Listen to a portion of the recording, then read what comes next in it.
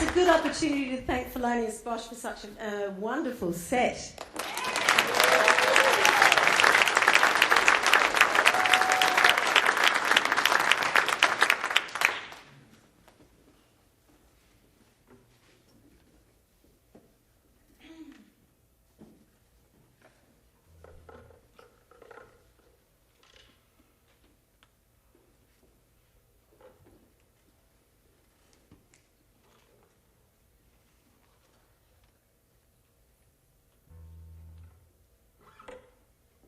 I'm an aestheticist.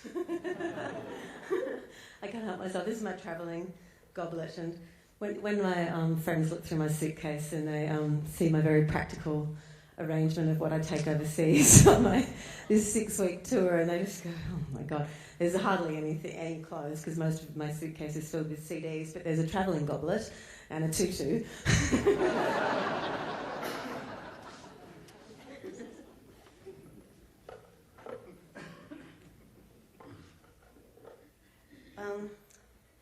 I love Mother Earth with such intensity. I'm obsessed by her movements, by her dance. But sometimes I kind of forget, even though I'm looking up and seeing the sky, I kind of think it's her sky, and that's part of the earth. And I went out with an Aquarian guy for a while, and he was always going, "The sky, the blessed sky, the stars, the infinite universe." And I was always going, "Mother Earth, Earth." So this was the song that, this was our breakup song.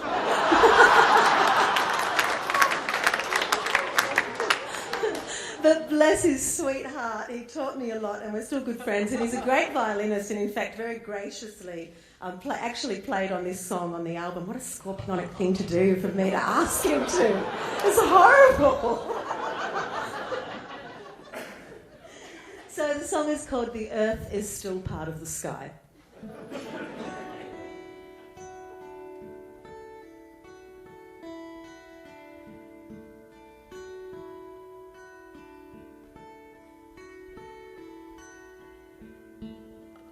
Call down a ray of light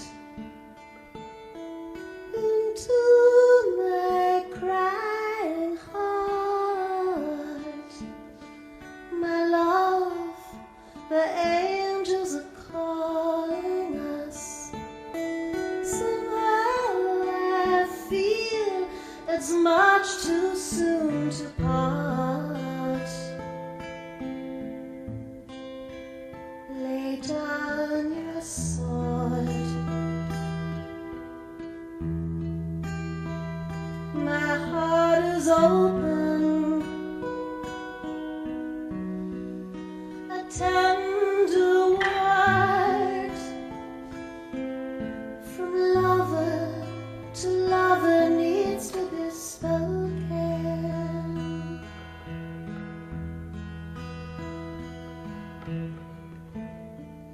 Call down a ray of light into my crying eyes. Distance is just an illusion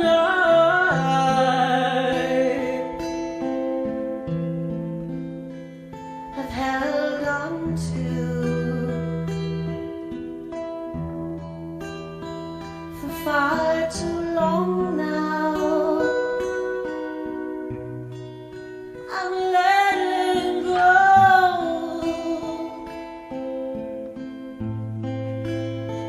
I long to fly. The earth is still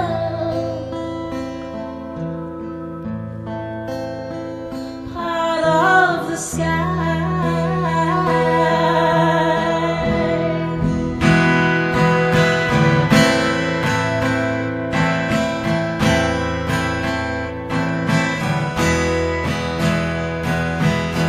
The earth is still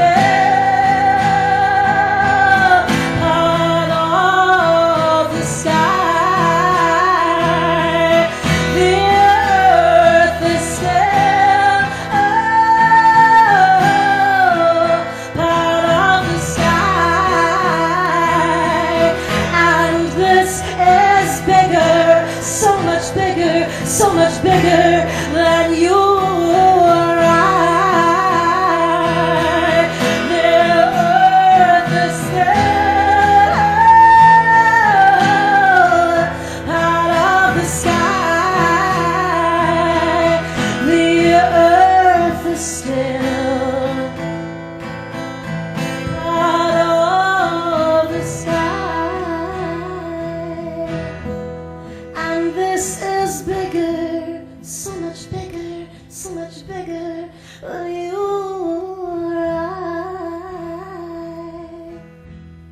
The earth is still part of the sky.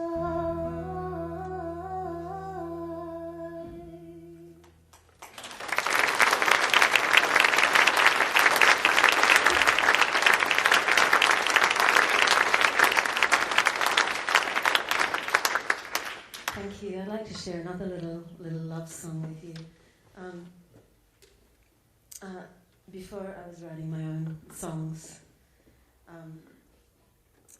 and I was searching the world over for the music that I was meant to sing. It took me a while to realise that it was already here in my heart, and all I had to do was let it unravel. But before that point, I was singing jazz, and I'd been singing since forever. I've always sung, and I was really lucky in that I grew up in a strange house, like in the suburbs of Melbourne, but it was like this old, crazy, witchy house, and all overrun with blackberries and vines. It was fantastic, and there had previously been a creek running through the back of the house, you know, the land, but the council had kind of turned it into like an underwater drain thing, but it had these... there was like an entrance that it was barred so that, you know, kiddies didn't fall in and the stormwater would rush through. But I would go down every afternoon after school from as early as I can remember, and just sing into this big echo chamber of a drain, into the underworld, you know. And that's how I learned to sing, sitting there and and singing to the undines, the water spirits. Anyway. And then I became a jazz singer for a while, and every now and then, once a year or so, I do a jazz gig just for the heck of it, to keep my dad happy, you know. He loves those old songs. So this is a song that's on my jazz record.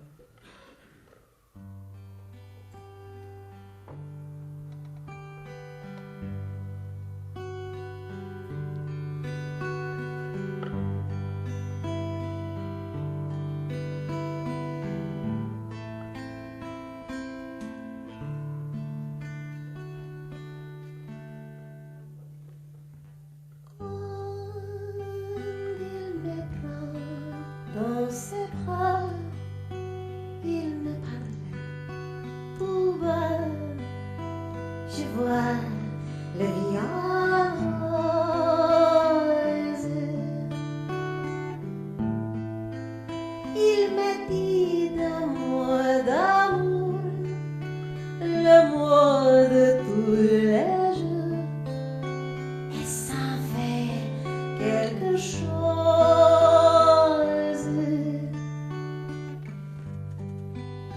Il est entré dans mon cœur, il n'est pas du bonheur dont je connais la cause. C'est lui pour moi, lui dans la vie.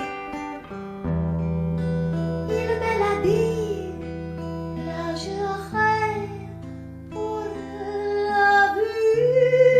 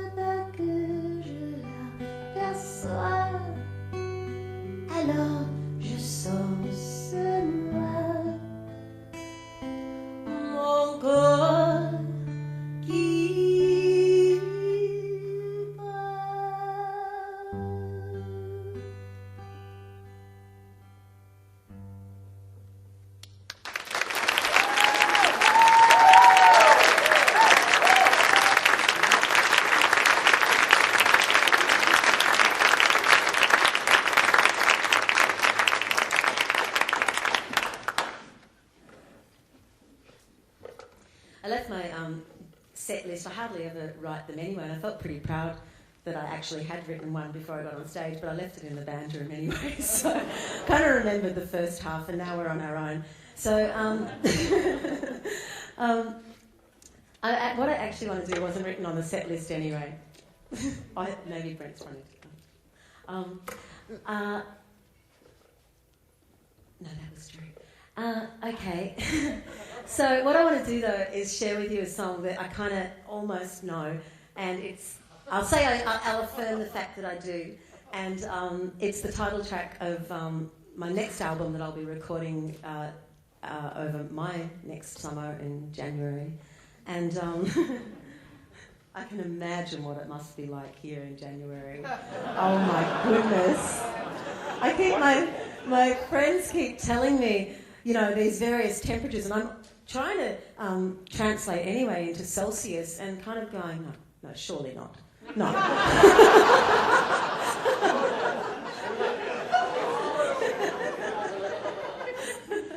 One day I'll brave that. Just you watch.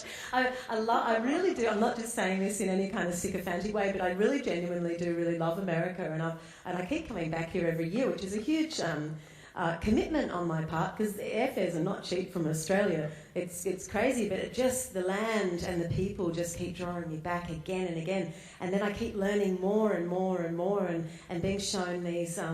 I keep having incredible occurrences. A snake crossed my path at the Heartland Pagan Festival on the weekend, a beautiful orange striped poisonous extravaganza of a thing. I'm used to poisonous snakes, don't you worry. I feel this a heart connection, and I really feel like I'm honouring that call by being here. So I first came in spring, and then I came back in autumn. This is like my 11th tour, but the first one was in spring, and I'd never seen green like it, because our forests are evergreen, but they're a kind of grey-green, spooky, ancient, crackly, beautiful. And they smell so lovely, but this bright green of an American springtime. And then I came back in autumn in Massachusetts. It was like, oh my God. And I've been here in high summer, which is just really sexy. Now I must come back in winter and honour the full journey, come back in the time of the crone. I'd really like that.